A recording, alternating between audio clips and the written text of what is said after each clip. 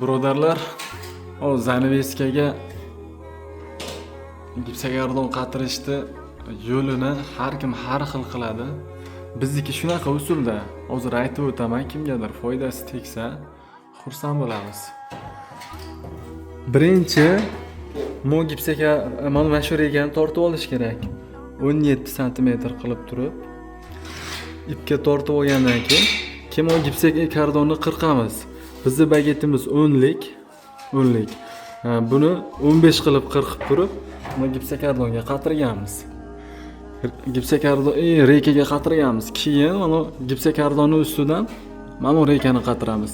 Bu rekani qatirganimiz sababi bu korpusimizni gipsakardonni shunga qatadi.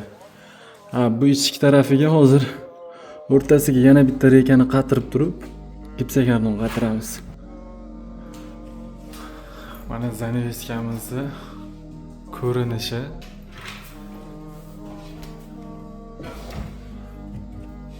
Mana ko'ryapsizlar, zabardast.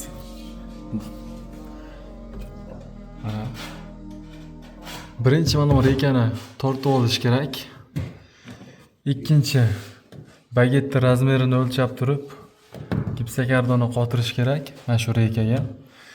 Ikkinchi yana reka qotadi. Nimaga reka? Mana shu korpusimizni qotish kerak. Trekdan zanaveskagacha ham bo'lgan gipsakardonimizni qotirish uchun. Ichkarisi mana shunaqa holatda reka to'qiladi. O'rtasiga yana bitta qator reka to'qilish kerak. Mana ichki holati.